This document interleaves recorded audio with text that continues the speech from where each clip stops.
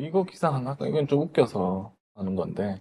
네, 국짐이 150석을 확보해서 민주당 110석을 압도할 거라는 주장을 대통령실 참모 출신 총선 출마자 장성민 씨가 방송에서 얘기했습니다. 이에 대해서 한동훈이 근거 없는 전망을 삼가달라는 경고성 내부 공지를 냈다고 합니다. 지금 양쪽 진영이 다 부자 몸살이기라 그러나요? 서로 자기를 겸양을 하고 있어요. 자기 마음하고 다른 얘기를 하고 있지. 한동훈은 지네 지지자들이나 당원들 우리 160석, 170석 한다고 하고 댕겨요. 제가 그 내부 자료 도는 거 제가 봤다고 말씀드렸잖아. 이미 수도권에서도 박빙인 지역이 많고, 영남 싹쓸이에다가 수도권으로 해갖고 170석까지 할 수 있다라고 큰 소리 치고 다닌다니까. 근데 어디 가서 뭐라 그러냐. 우리 100석 넘기기도 힘들다고 엄살을 피고 다니는 거예요. 지금 민주당 안에서 어쨌든 민주당 단독으로 150석 이상 해야 된다라고 하는 것도 지금 있는 전망에서 보면 조금 엄살처럼 비춰질 수 있어요. 왜냐면 여러 가지 지지율 기반에서 이걸 봤을 때 근데 막상 선거가 인접해가지고 저쪽 애들이 온갖 공작에 집 허물기에 들어오게 되면 이게 어떠한 방향으로 나갈지 모릅니다. 이게 본격적인 언론 전쟁이 시작되려고 하면요. 일단 김건희 관련된 29일 의결이 끝나야 돼요. 만일 여기서 아까 설명드렸습니다만 김건희 대장동은 부결시키고 김건희만 특검을 받게 되는 이런 사태가 생긴다? 그러면 바로 레임덕 옴과 동시에 총선뿐만 아니라 모든 당권 그리고 대통령실 안에 있는 어떤 권력도 한동훈한테 넘어갑니다. 물론 한동훈도 단독으로 이거를 지휘할 능력은 없죠. 하지만 늘 말씀드려왔지만 대통령실에 있는 실제적인 비선 권력은 MB라고 얘기했잖아요. MB 권력들이 한동훈이랑 손을 잡고 김건희 발라버리자라고 준비를 하고 있을 거라는 말씀을 2달 전부터 드렸는데, 김경률 사태도 그렇고, 그 다음에, 화재 현장 가고 고개 90도 꺾었던 거 이런 것들을 보고, 한동훈이 고개 숙였다, 한동훈이 말하자면, 수그렸다라고 얘기를 했는데, 절대 그거 아니었다는 거지. 결과적으로 한동훈 뒤에 있는 MB계는 이미 대한민국에서 2000년대 이후로 진짜 정치 공작, 여론 조작, 언론 조작에 굉장히 능한 애들이에요. 그리고 그걸 통해 갖고 지금까지 보수 진영의 사실상의 주도권을 전부 다 획득해온 애들이야. 명박이도 감옥 갔고 근혜도 감옥 갔지만 친박은 완전히 괴멸했어요. 그 정치 세력들이. 그리고 그 재산도 전부 다 뿔뿔이 흩어져서 지금 활용할 수 있는 상황이 아니란 말이야. 근데 MB는 재산도 그대로 있고요. 자기 출신 있는 사람들도 다 그대로 있어요. 결과적으로 이번 선거는 돈 싸움이야. 조직 싸움이야. 언론 싸움이란 말이야. 이거를 해줄 수 있는 독자적인 능력이 김건희, 윤석열한테 있겠습니까? 이거 굴러박힌 돌이 그런 능력이 어딨어요. 그 능력을 제공했던 거는 몇 번을 생각해봐도 MB계밖에 없어. 근데 그 MB계가 한동훈이랑 손을 잡은 조짐이 이미 2달 전부터 있었어요. 그래서 지금 사실상 윤석열, 김건희의 가장 큰 칼이었던 검찰 세력을 잘라냈다라고 봐도 된다는 거야. 이번 중앙지검장 항명 사태를 봤을 때. 결과적으로 이번 총선 우세를 가리기 어려운 상황으로 갈 가능성이 높습니다. 어설프게 이상한 공천하고 또 그 안에서 잡음들 이어지면서 현역 의원들 빠져나가고 걔네들이 무소속 나오고 낙연이가 흔들고 이지랄 하게 되면 진짜 민주당 단독의 150석도 쉽지 않을 수 있는 상황으로 매우 안 좋은 방향으로 흘러가고 있어요. 진짜 마지막 빌런, 진짜 힘센 빌런이 본격적으로 가면을 벗고 부상하고 있는 그런 무시무시한 그런 느낌입니다. 일어날지 모르지. 총선 결과에 따라서. 근데 총선 결과와 상관없이 그 일은 일어납니다. 경제는 폭망하고 나라는 개판나고 김건희는 감옥 가고 윤석열은 레임덕이 오는 게 4월 이후엔 당연히 일어나는데 그나마 그 강도를 줄이기 위해서는 지금 있는 상황에서 우리가 총선을 최대한 많이 이겨놔야 된다는 거예요. 어차피 한동훈은 총선에서 이길 가능성도 없고, 이긴다고 하더라도 내 권력이 아니라고 생각하기 때문에 차라리 이 기회에 한동훈 중심의 국짐으로 새롭게 리셋을 하고 싶은 거야. 이거는 한동훈의 생각이 아니라 MB계의 생각인 거야. MB계에 충성하는 대가로 한동훈은 바지 사장을 받는 그렇지. 거지. 차기 대선 후보로 그렇죠. 키워주면서 일단 네가 권력을 공고히 해라고 앞장서 세워주는 거예요.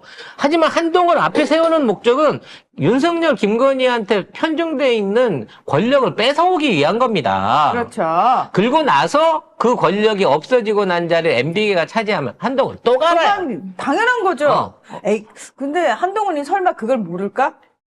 지금 당장에는 전장에 밀려 나와 있으니까 지금 서희서 손잡고 찜질방 안에 있는데 빨리 이걸 안 넣으면 나까지 쪄 죽을 것 같으니까 일단 나는 일단 살아야겠다는 살아야 거고 윤석열은 혼자는 못 죽지. 이 개념이기 때문에 결과적으로 순차적으로 죽거나 아니면 이게 그냥 셋 다 죽을 수도 있는 거예요. 그리고 한동훈은 내가 강남 파랑꾼 출신이야. 이러면서 내가 MB계에 지금 이용당하는 것처럼 보이지만 내가 김건희랑 윤석열을 친 사람이야. 내가 MB계를 못 칠 것 같아라는 생각도 하고 있겠지. 그러니까 한동훈은 100석을 넘기면, 딱 100석을 채우면 한 6개월은 더 살 수 있어요. 근데 80석 이하로 떨어지잖아요. 네. 갈갈이 찢겨져 버립니다. 이 총선의 책임까지도 다 한동훈이 져야 돼요. 그래서 그렇게 한동훈이 대표할 수 있게 만들려고 하면 지금 MB계와 한동훈을 흔들어 놓을 수 있는 건의의 카톡이 필요하다라는 생각을 해보게 됩니다. 이게 참 남의 나라 얘기면은 흥미진진하고 재밌네, 꿀잼 이럴 텐데 이게 우리나라 얘기여서 정말 짜증이 나네요. 정말 우리가 지난번에는 시민들에 의한 선거 혁명을 봤잖아요. 이번에는 적폐들의 자중 질환에 의한 선거 공멸, 국짐당과 보수의 선거 공멸을 보게 될 겁니다. 하지만 보수는 걱정을 안 해요. 돈만 있으면 언제든 정치는 다시 시작할 수 있거든요. 맞아요. 네. 맞아요. 우리나라의 친일파들이 안 없어진 이유, 재벌들이 안 없어진 이유, 정치 자금이 거기 있기 때문입니다. 부끄러운 역사지만 IMF 때 정치를 하던 그 어려운 경제 상황 속에서도 우리가 대선을 치르고 김영삼이나 김대중 대선을 치렀습니다만 그 대선 자금을 대준 사람은 누구였어요? 결국은 다 보수를 참칭하는 일제 매판 자본을 이어받은 재벌들 아니었습니까? 그렇죠. 걔들은 어느 쪽이 이기든 상관없어요. 양쪽에 다 돈을 댄다니까? 맞아. 그 재벌집 막내 아들에서도 보여지고 그게 실제로 역사잖아요. 왜 1, 2, 3, 4번을 다 돈을 줬냐? 누가 이길지 모르니까. 누가 이기더라도 남 받아야 되니까. 그러니까. 따라서 모든 경우의 수에 베팅을 합니다. 따라서 저쪽도 그 경우 수를 보고 있을 거예요.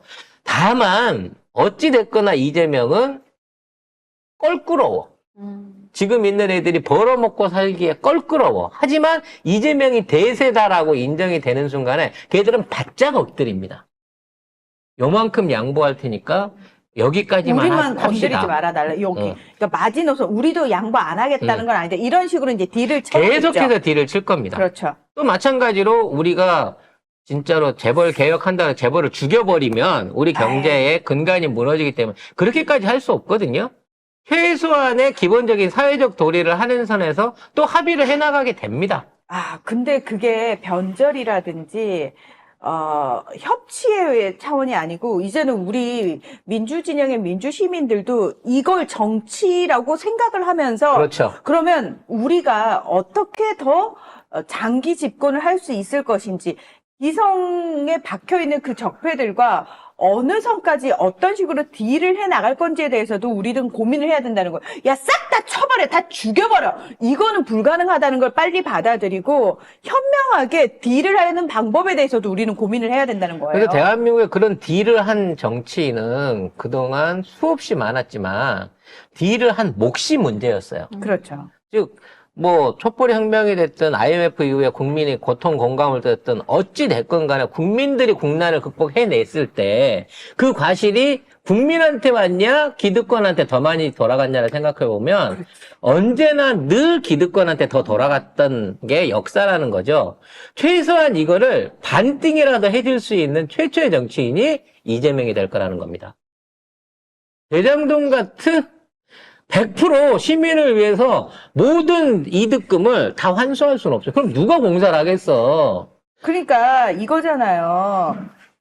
그러니까 우리가 대놓고 구구절절 다 얘기를 할 수 있으면 얼마나 좋아. 저기 삼성 이재용이가 어제 딜을, 내가 대통령이야, 대통령인데 어제 대통령실 딜을 해왔더라고요. 요거 해달라고. 여러분 어디까지 해드릴까요?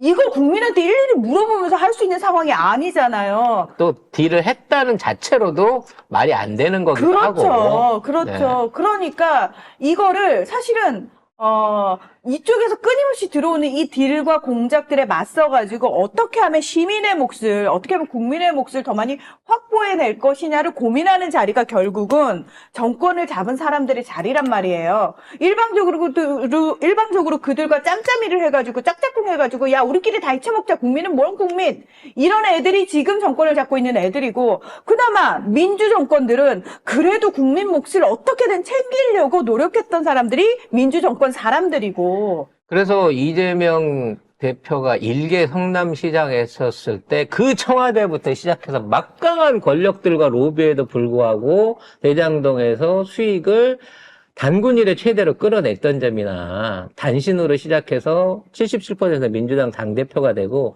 지금 그 막강하다고 하는 이낙연을 비롯한 수박들을 털어내면서 정치개혁을 해나가는 거 그렇죠. 이게 일종의 우리한테 새로운 기대를 해볼 수 있게 되는 거예요. 진짜 이번 전쟁에서 이기면 다는 우리 민주진영이 또는 시민들이 못 갖고 오겠지만 그동안 받아본 적이 없었던 만큼의 혜택과 제대로 된 복지를 이재명이 대통령인 나라에서는 기대해 볼 수 있지 않을까라는 그 훈련 과정, 그리고 그 시험 과정을 우리가 하나하나씩 보고 있는 거라고 여러분들이 생각해 주시면 좋겠습니다. 매국국님 말씀대로 맞아요. 근데 그 마음을 처음에 이찍들 모른다고 말씀하셨잖아요. 그래서 저는 우리 민주 시민들 먼저 그걸 현실을 인정하자고 다 갈아엎어버려. 싹 죽여버리겠어라고 얘기하지 않으면 난 지지하지 않을 거야. 너 삼성 이재용하고 손잡았어. 악수했어. 너 변절자. 이렇게 이분법적으로 생각해서는 아무것도 풀리지 않는다고요.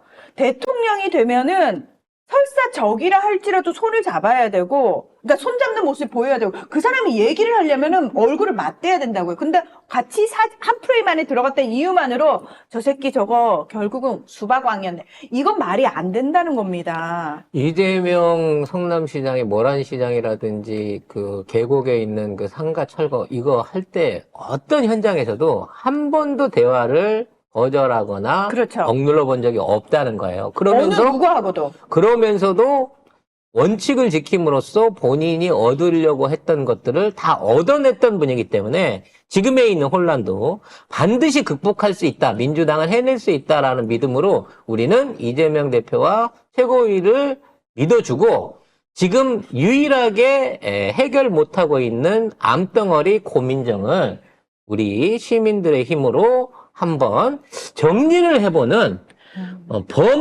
고민정 낙선 운동을 해보게 되면 이 수박들한테 경종을 울릴 수 있지 않을까라는 생각이 듭니다.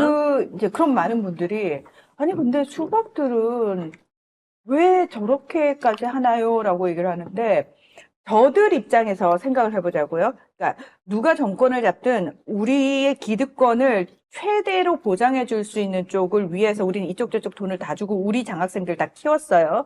그런데 이들 입장에서 제일 중요한 사람은 뭐냐면 실권을 가진 사람들이 제일 중요해요. 실무자죠. 예. 실무자. 근데 딱 봤을 때 급이 아니잖아요. 막말로 얘는 배지 떨어지면은 끝장날 애야. 또는 얘는 이미 자기가 속해 있는 그 당의 당원들로부터 버림받았어.